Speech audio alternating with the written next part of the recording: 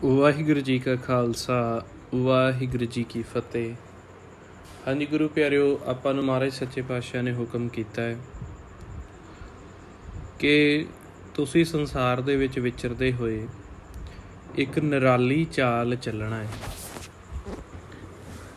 ਚਾਲਾਂ ਸੰਸਾਰ ਵੀ ਚੱਲਦਾ ਪਿਆ, ਭਾਵ ਕਿ ਜੀਵਨ ਨੂੰ ਜਿਉਣ ਦਾ ਢੰਗ, ਉਹ ਸੰਸਾਰ ਵੀ ਜੀਵਨ ਜਿਉ ਰਿਹਾ, ਪਰ ਮਹਾਰਾਜ ਨੇ ਗੁਰਮੁਖਾਂ ਨੂੰ ਕਿਹਾ ਕਿ ਤੁਸੀਂ ਨਿਰਾਲਾ ਜੀਵਨ ਜੀਓ।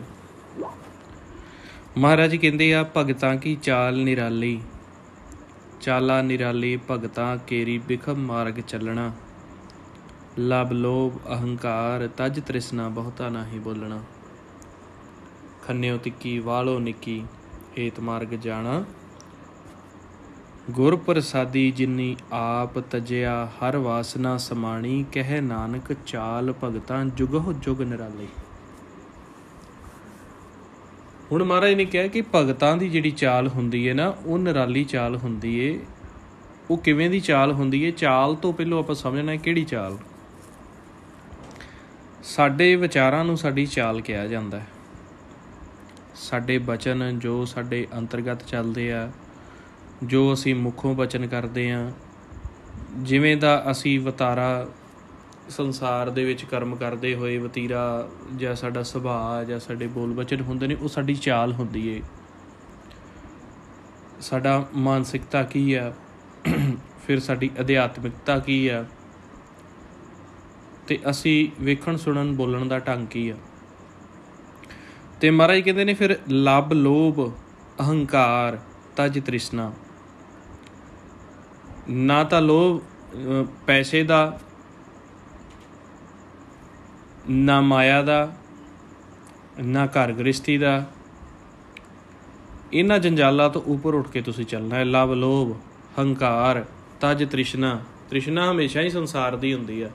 ਤ੍ਰਿਸ਼ਨਾ ਤੋਂ ਭਾਵ ਹੁੰਦਾ ਵੀ ਆਪਾਂ ਜਿਵੇਂ ਕੋਈ ਪੈਸਾ ਕਮਾਉਂਦੇ ਹਾਂ, ਜਿਵੇਂ ਕੋਈ ਕਰਮ ਕਰਦੇ ਹਾਂ, ਸੰਸਾਰ ਦੇ ਵਿੱਚ ਆਪਾਂ ਵਿਚਰਦੇ ਹਾਂ ਨਾ, ਅਤੇ ਉਸ ਦੀ ਤ੍ਰਿਪਤੀ ਨਾ ਆਉਣੀ ਕਿਸੇ ਵੀ ਵਸਤ ਨੂੰ ਪ੍ਰਾਪਤ ਕਰਦਿਆਂ ਹੋਇਆਂ, ਚਾਹੇ ਸਾਡੇ ਕੋਲ ਸਫੀਸ਼ੀਐਂਟ ਹੋਵੇ ਅਤੇ ਬਹੁਤ ਜ਼ਿਆਦਾ ਹੋਵੇ, ਉਹਦੀ ਤ੍ਰਿਪਤੀ ਨਾ ਹੋਣੀ।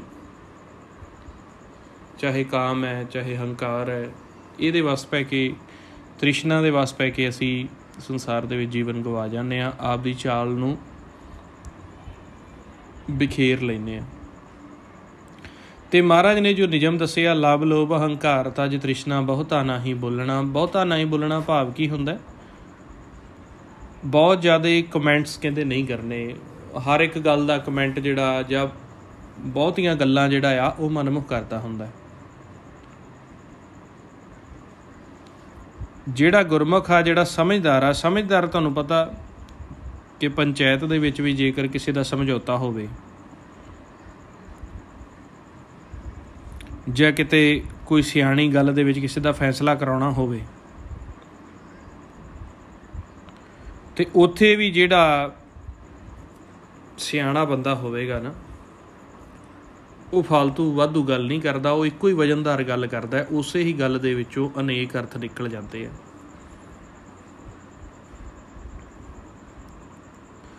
ਅਤੇ ਇਸ ਤਰੀਕੇ ਮਹਾਰਾਜ ਨੇ ਕਿਹਾ ਵੀ ਤੁਸੀਂ ਜੀਵਨ ਦੇ ਵਿੱਚ ਬਹੁਤੀਆਂ ਸੰਸਾਰੀ ਗੱਲਾਂ ਨਹੀਂ ਤੁਸੀਂ ਕਰਨੀਆਂ।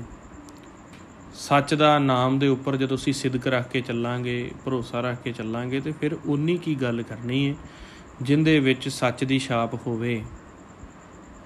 ਜਿਵੇਂ ਇੱਕ ਘੜਾ ਖਾਲੀ ਹੁੰਦਾ ਹੈ, ਉਹਨੂੰ ਤੁਸੀਂ ਬਾਹਰੋਂ ਟਣਕਾ ਕੇ ਦੇਖੋ, ਆਵਾਜ਼ ਜ਼ਿਆਦਾ ਕਰਦਾ ਹੈ। ਇੱਕ ਘੜੇ ਦੇ ਵਿੱਚ ਪਾਣੀ ਭਰਿਆ ਹੋਇਆ, ਉਹਨੂੰ ਬਾਹਰੋਂ ਟਣਕਾਓਗੇ, ਆਵਾਜ਼ ਨਹੀਂ ਕਰਦਾ। ਸੋ ਜਦੋਂ ਤੁਹਾਡਾ ਮਨ ਸ਼ਬਦ ਦੀ, ਸੱਚ ਦੀ ਕਮਾਈ ਦੇ ਨਾਲ, ਗਿਆਨ ਦੇ ਨਾਲ ਭਰਿਆ ਹੋਏਗਾ, ਉਦੋਂ ਫਿਰ ਤੁਸੀਂ ਬਹੁਤੀਆਂ ਗੱਲਾਂ ਨਹੀਂ ਮਾਰਦੇ, ਕਿਉਂਕਿ ਸਾਨੂੰ ਭਰੋਸਾ ਹੁੰਦਾ। ਇਸੇ ਹੀ ਬਾਣੀ ਦੇ ਵਿੱਚ ਫਿਰ ਦੱਸਿਆ ਵੀ ਚਾਲ ਕਿਵੇਂ ਚੱਲਣੀ ਚਾਹੀਦੀ ਹੈ। ਇੱਕ ਤਾਂ ਇਸ ਤਰ੍ਹਾਂ ਗਿਆਨ ਦੁਆਰਾ ਦੱਸ ਦਿੱਤਾ। ਮਹਾਰਾਜ ਕਹਿੰਦੇ ਵੀ ਕਿਵੇਂ ਆਪਾਂ ਚਾਲ ਚੱਲਣੀ ਹੈ ਨਿਰਾਲੀ। ਕਹਿੰਦੇ ਜਿਉਂ ਤੂੰ ਚਲਾਏ ਤਿਵ ਚੱਲੈ ਸੁਆਮੀ, ਹੋਰ ਕਿਆ ਜਾਣਾ ਗੁਣ ਤੇਰੇ, ਜਿਉਂ ਤੂੰ ਚਲਾਏ ਤਿਵੇਂ ਚੱਲੈ ਜਿਨ੍ਹਾਂ ਮਾਰਗ ਪਾਵਹਿ, ਕਰ ਕਿਰਪਾ ਜਿਸ ਨਾਮ ਲਾਏ ਸੇ ਹਰ ਹਰ ਸਦਾ ਧਿਆਵੇ। ਮਹਾਰਾਜ ਕਹਿੰਦੇ ਆ ਵੀ ਜੋ ਸਾਨੂੰ ਜਪਜੀ ਸਾਹਿਬ ਦੇ ਵਿੱਚ ਵੀ ਬਾਤ ਸਮਝਾਈ ਗਈ ਆ, ਹੁਕਮ ਰਜਾਈ ਚੱਲਣਾ ਨਾਨਕ ਲਿਖਿਆ ਨਾਲ। ਕਿ ਜਦੋਂ ਤੁਸੀਂ ਹੁਕਮ ਦੇ ਵਿੱਚ ਤੇ ਰਜਾ ਦੇ ਵਿੱਚ ਚੱਲਦੇ ਜੇ, ਜਿਉਂ ਤੂੰ ਚਲਾਏ ਤਿਵੇਂ ਚੱਲੇ ਸੁਆਮੀ, ਉਹ ਸਰਵ ਸ੍ਰੇਸ਼ਟ ਗੁਣ ਬਣ ਜਾਂਦਾ ਹੈ। ਇੱਕ ਹੁਕਮ ਹੈ, ਇੱਕ ਰਜਾ ਹੈ। ਜੇ ਤੁਸੀਂ ਮਹਾਰਾਜ ਦੀ ਰਜਾ ਨੂੰ ਮੰਨੋਗੇ ਤਾਂ ਹੁਕਮ ਦੇ ਵਿੱਚ ਆਇਆ ਜਾਂਦਾ ਹੈ। ਸੰਸਾਰ ਦੇ ਵਿੱਚ ਅਸੀਂ ਵਿਚਰਦੇ ਹਾਂ, ਜਿਹੜਾ ਮਨਮੁਖ ਜੀਵ ਹੈ ਉਹਦੀ ਇੱਕ ਸਭ ਤੋਂ ਵੱਡੀ ਆਦਤ ਹੁੰਦੀ ਆ ਕਿ ਉਹ ਹਰ ਗੱਲ ਨੂੰ ਜਿਹੜਾ ਹੈ ਸਹੀ ਨਹੀਂ ਮੰਨਦਾ, ਕਮੈਂਟ ਕਰਦਾ ਹੈ। ਜਿਹੜਾ ਮਨਮੁਖ ਹੈ ਉਹ ਤ੍ਰਿਪਤ ਨਹੀਂ ਹੁੰਦਾ ਜੋ ਉਹਨੂੰ ਮਿਲਦਾ, ਕਿਉਂਕਿ ਉਹਦੇ ਅੰਦਰ ਤ੍ਰਿਸ਼ਨਾ ਵਲਵਲੇ ਹੀ ਇੰਨੇ ਹੁੰਦੇ ਆ ਵੀ ਜੋ ਉਹਦਾ ਅਦਾਰਾ ਹੈ, ਜੋ ਉਹਦਾ ਦਾਇਰਾ ਹੈ, ਜੋ ਉਹਦਾ ਆਸੇ ਪਾਸੇ ਦਾ ਮਾਹੌਲ ਹੈ, ਉਹਦੇ ਤੋਂ ਸੈਟਿਸਫਾਈ ਨਹੀਂ ਹੁੰਦਾ। ਅਤੇ ਇਸ ਕਰਕੇ ਉਹ ਗੱਲ ਤੇ ਸੱਚੇ ਪਾਤਸ਼ਾਹ ਨੂੰ ਜਾਂ ਆਪਦੇ ਸੰਗੀਆਂ ਸਾਥੀਆਂ ਨੂੰ ਉਹ ਨਿੰਦਿਆ ਦੇ ਵੱਸ ਪੈ ਕੇ, ਦੁਬਿਧਾ ਦੇ ਵੱਸ ਪੈ ਕੇ ਦੂਜਿਆਂ ਨੂੰ ਮਾੜਾ ਚੰਗਾ ਬੋਲਦਾ ਰਹਿੰਦਾ ਹੈ। ਅਤੇ ਮਹਾਰਾਜ ਕਹਿੰਦੇ ਜਿਉਂ ਤੂੰ ਚਲਾਏ ਤੇ ਵੀ ਚੱਲੇ ਸੁਆਮੀ, ਜਿਵੇਂ ਤੁਸੀਂ ਚਲਾਓ ਉਵੇਂ ਅਸੀਂ ਚੱਲਣਾ ਚਾਹੁੰਦੇ ਹਾਂ, ਅਤੇ ਉਵੇਂ ਜੇ ਚੱਲਾਂਗੇ ਤਾਂ ਉਹਦੇ ਵਿੱਚ ਸੁੱਖ ਮਿਲਦਾ। ਹੁਕਮ ਰਜਾਈ ਚੱਲਣਾ, ਨਾਨਕ ਲਿਖਿਆ ਨਾਲ, ਜੋ ਤੁਸੀਂ ਕਹਿੰਦੇ ਲਿਖਾ ਕੇ ਲਿਆਏ ਹੋ ਨਾ ਉਹਦੇ ਮੁਤਾਬਕ ਚੱਲੋ।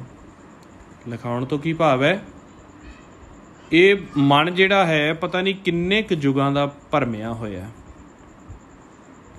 ਪਤਾ ਨਹੀਂ ਕਿੱਥੋਂ ਤੁਰਿਆ, ਕਿਵੇਂ ਤੁਰਿਆ, ਮਹਾਰਾਜ ਸੱਚੇ ਪਾਤਸ਼ਾਹ ਨੂੰ ਭੁੱਲਦਾ ਹੋਇਆ।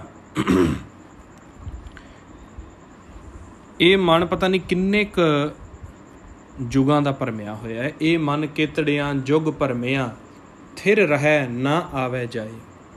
ਪਤਾ ਨਹੀਂ ਕਿੰਨੇ ਕੁ ਯੁਗਾਂ ਦਾ ਭਰਮਿਆ ਹੋਇਆ। ਅਤੇ ਉਹ ਜਿਵੇਂ ਜਿਵੇਂ ਜਿਸ ਬਿਰਤੀ ਦੇ ਵਿੱਚ ਚੱਲਦਾ ਰਿਹਾ, ਜਿਸ ਦ੍ਰਿਸ਼ਟੀ ਦੇ ਵਿੱਚ ਚੱਲਦਾ ਰਿਹਾ, ਉਹ ਸਾਰਾ ਇੱਕ ਇਹਦਾ ਲੇਖਾ ਬਣ ਜਾਂਦਾ ਹੈ। ਦੁਕ੍ਰਿਤ ਸੁਕ੍ਰਿਤ ਥਾਰੋ ਕਰਮਰੀ, ਚੰਗੇ ਮਾੜੇ ਕਰਮ ਸਾਡੇ ਨਾਲ ਜੁੜ ਜਾਂਦੇ ਨੇ। ਜੋ ਅਸੀਂ ਜਿਸ ਲਾਅ ਆਫ ਅਟਰੈਕਸ਼ਨ ਦੇ ਵਿੱਚ ਚੱਲਦੇ ਰਹੇ ਹਾਂ ਉਹ ਸਾਡੇ ਕਰਮ ਬਣਦੇ ਆ। ਮਾਇਆ ਦੇ ਵਿੱਚ, ਪਦਾਰਥਾਂ ਦੇ ਵਿੱਚ ਅਸੀਂ ਰਹਿੰਦਿਆਂ ਹੋਇਆਂ ਕਿਸ ਅਟਰੈਕਸ਼ਨ ਦੇ ਵਿੱਚ ਰਹੇ ਹਾਂ, ਕਿਸ ਚੀਜ਼ ਨੂੰ ਅਸੀਂ ਜ਼ਿਆਦਾ ਪਿਆਰ ਕੀਤਾ ਹੈ, ਕਿਸ ਚੀਜ਼ ਦੀ ਅਸੀਂ ਨਿੰਦਿਆ ਕੀਤੀ ਹੈ, ਕਿਸ ਚੀਜ਼ ਨੂੰ ਅਸੀਂ ਮਾਲਕ ਨੂੰ ਸਾਰਿਆਂ ਨੂੰ ਵਿਸਾਰ ਕੇ ਜਿਵੇਂ ਵੀ ਅਸੀਂ ਚੱਲਦੇ ਰਹੇ ਹਾਂ ਉਹ ਸਾਡਾ ਨਾਲ ਲਿਖਿਆ ਜਾਂਦਾ ਹੈ। ਅਤੇ ਨਾਲ ਸਾਡੇ ਯੁਗਾਂ ਯੁਗੰਤਰਾਂ ਤੋਂ ਨਾਮ ਵੀ ਰਿਹਾ, ਪਰ ਉਹ ਦੇਹੀ ਦੇ ਵਿੱਚ ਗੁਪਤ ਸੀਗਾ, ਅਸੀਂ ਉਹਨੂੰ ਪ੍ਰਗਟ ਨਹੀਂ ਕੀਤਾ, ਸਾਡਾ ਚਿੱਤ ਉੱਧਰ ਵਾਸ ਕੀਤਾ ਹੀ ਨਹੀਂ ਗਾ। ਅਤੇ ਮਹਾਰਾਜ ਸੱਚੇ ਪਾਤਸ਼ਾਹ ਨੇ ਸੰਗਤ ਦੇ ਵਿੱਚ ਫਿਰ ਸਾਨੂੰ ਮਾਇਆ ਦੇ ਕਰਮਾਂ ਦਾ ਅਤੇ ਸੱਚੇ ਕਰਮ ਦਾ, ਨਾਮ ਦਾ ਵੀ ਭੇਦ ਦੇ ਦਿੱਤਾ। ਅਤੇ ਕਹਿੰਦੇ ਹੁਣ ਜੋ ਮਾਇਆ ਦੇ ਕਰਮ ਨੇ ਅਤੇ ਆਹ ਸੱਚਾ ਕਰਮ ਹੈ। ਸੱਚਾ ਕਰਮ ਕਿਹੜਾ ਹੈ? ਜਦੋਂ ਸਾਨੂੰ ਸੱਚ ਦਾ ਭੇਤ ਦੇ ਦਿੰਦੇ ਨੇ ਵੀ ਜਿਸ ਸੱਚ ਮੂਲ ਪਰਮਾਤਮਾ ਨੇ ਤੁਹਾਨੂੰ ਪੈਦਾ ਕੀਤਾ ਹੈ ਉਹ ਕਿੱਥੇ ਆ। ਜਦੋਂ ਉਹਦਾ ਭੇਤ ਦੇ ਦਿੰਦੇ ਆ, ਭੇਤ ਦੇਣ ਤੋਂ ਬਾਅਦ ਸਾਨੂੰ ਫਿਰ ਦ੍ਰਿੜ ਕਰਨ ਦੇ ਤਰੀਕੇ ਦੱਸਦੇ ਆ, ਅਤੇ ਫਿਰ ਕਹਿੰਦੇ ਆ ਵੀ ਹੁਣ ਤੁਸੀਂ ਮਾਲਕ ਜੋ ਚਾਰੇ ਪਾਸੇ ਰਮਿਆ ਹੋਇਆ ਹੈ, ਜਿਸ ਦੀ ਆਵਾਜ਼ ਘੱਟ ਘੱਟ ਵੱਜੇ, ਨਾਦ ਘੱਟ ਘੱਟ ਦੇ ਵਿੱਚ ਜਿਹੜਾ ਨਾਦ ਵੱਜਦਾ ਪਿਆ, ਤੁਸੀਂ ਇਹਨੂੰ ਸੁਣਦੇ ਦੇਖਦੇ ਹੋਏ ਅਤੇ ਜਿਹੜੇ ਤੁਹਾਡੇ ਕਰਮ ਨੇ ਉਹਨਾਂ ਨੂੰ ਰਜਾ ਸਮਝ ਕੇ ਚੱਲੋ। ਇਹਨੂੰ ਕਹਿੰਦੇ ਨੇ ਹੁਕਮ ਰਜਾਈ ਚੱਲਣਾ।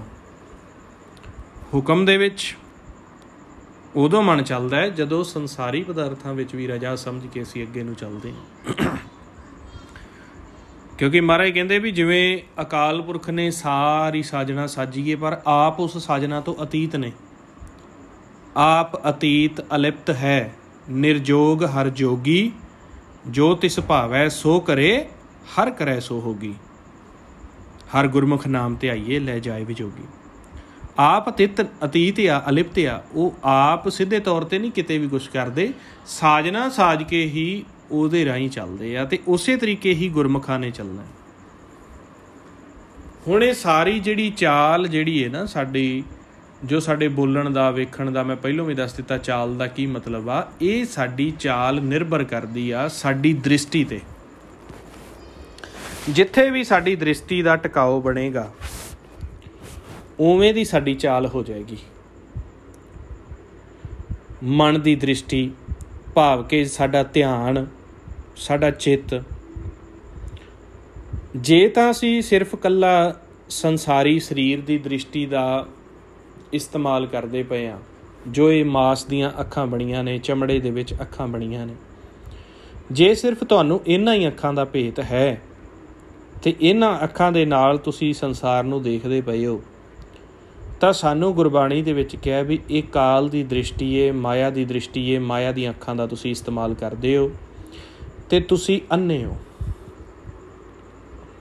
ਮਹਾਰਾਜ ਕਹਿੰਦੇ ਅੰਧੇ ਸੇ ਨਾ ਆਖੀਐ ਜਿਨ ਮੁਖ ਲੋਇਣ ਨਾ ਹੈ, ਅੰਧੇ ਸੇ ਹੀ ਨਾਨਕਾ ਜੋ ਖਸਮੋ ਕੁੱਥੇ ਚਾਹੇ। ਵੀ ਖਸਮ ਸਾਹਮਣੇ ਆ, ਪਰਮੇਸ਼ਰ ਸਾਹਮਣੇ ਆ, ਪਰ ਆਪ ਦੀਆਂ ਅੱਖਾਂ ਦੀ ਦ੍ਰਿਸ਼ਟੀ ਦੀ ਪਛਾਣ ਨਾ ਹੋਣ ਕਰਕੇ ਉਹਨੂੰ ਵੇਖ ਨਹੀਂ ਰਹੇ।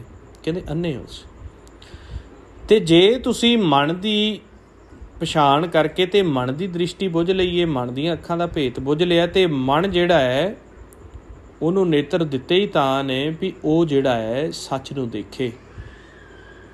ਹੇ ਨੇਤਰੋ ਮੇਰਿਓ ਹਰ ਤੁਮੈ ਜੋਤ ਧਰੀ, ਹਰ ਬਿਨ ਅਵਰਨਾ ਦੇਖੋ ਕੋਈ ਨਦਰੀ ਹਰ ਨਿਹਾਲਿਆ।